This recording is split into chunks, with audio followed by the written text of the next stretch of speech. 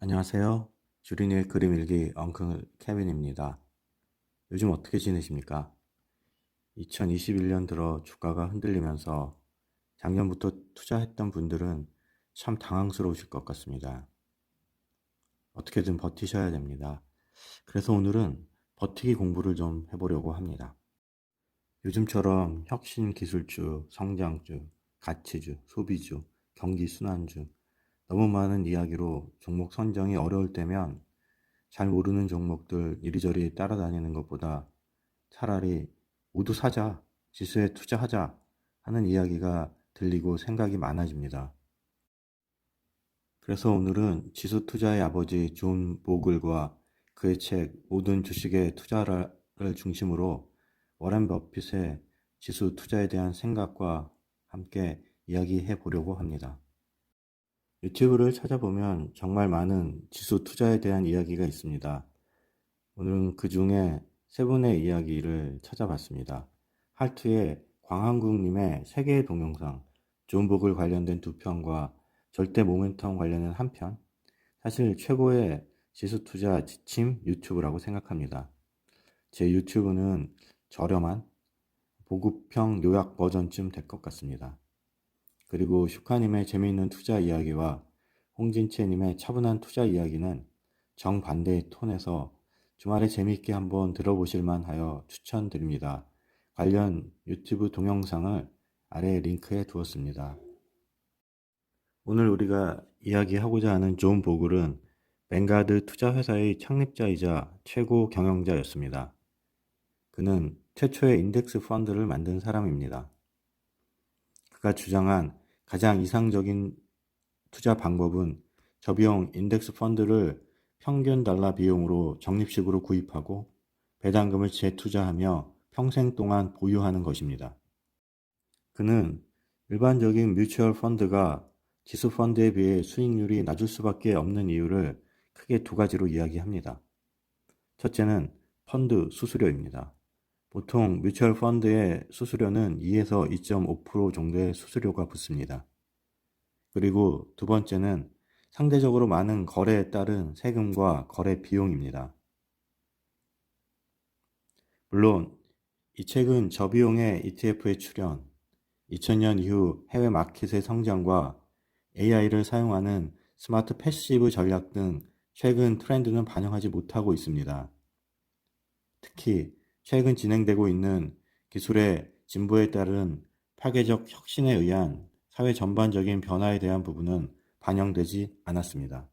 그렇지만 일반 투자가들이 투자 전문가 평균 이상의 투자 성과를 낼 수 있는 투자 방법을 제시하였다는데 큰 의미가 있다고 하겠습니다.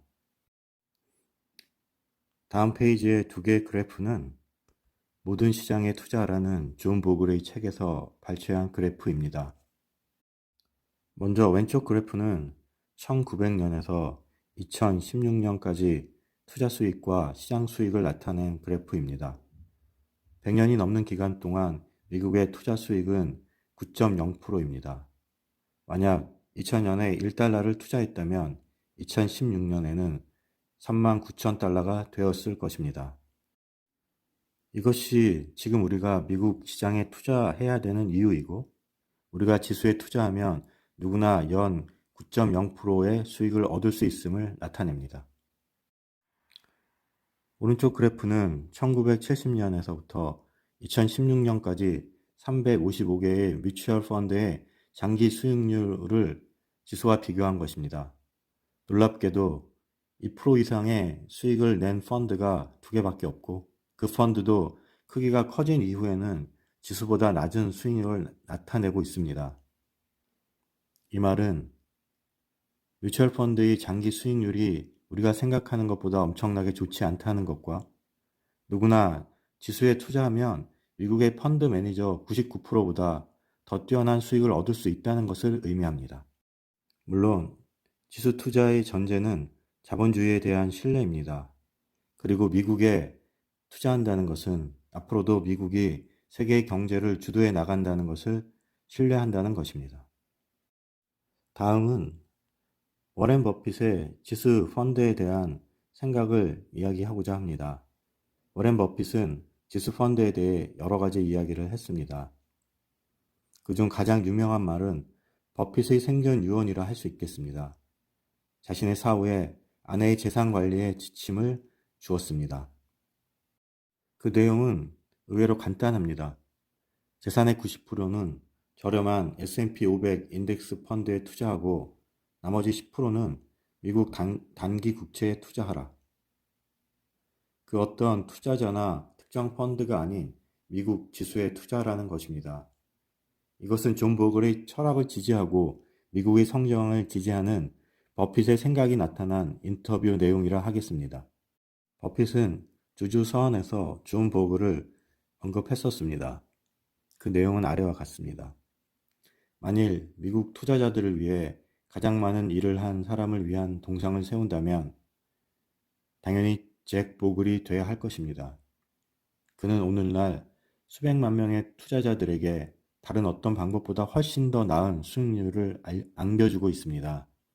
그들과 나에게 잭은 영웅이나 다름없습니다. 지수 펀드를 만든 존 버글에 대한 최고의 찬사라 하겠습니다.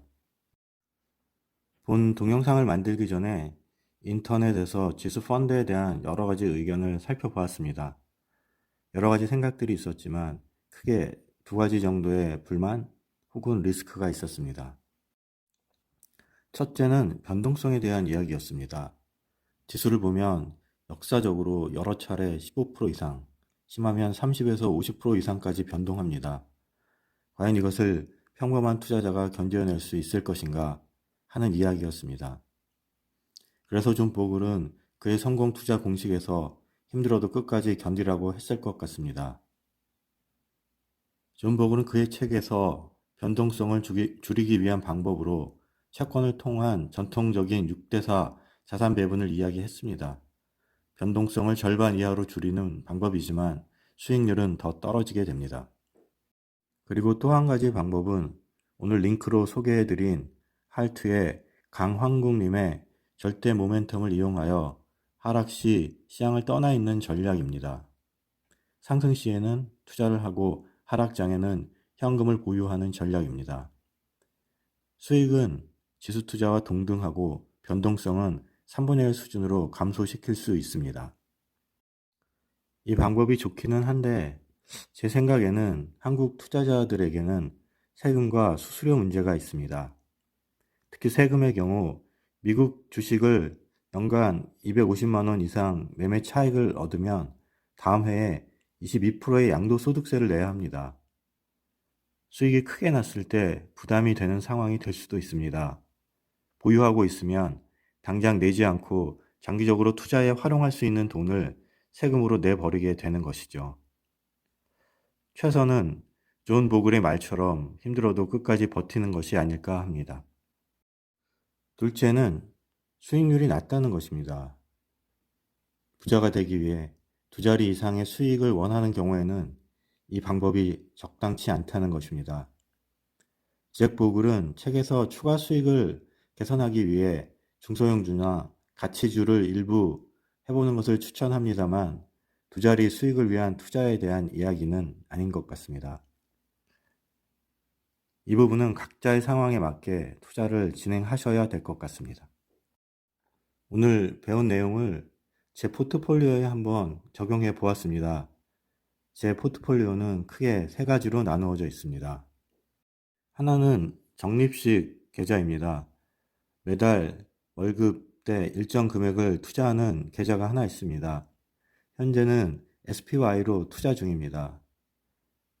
유동성이 좋아 SPY를 선호했는데 다음 달부터는 존 보글을 기리며 VOO로 할까 합니다.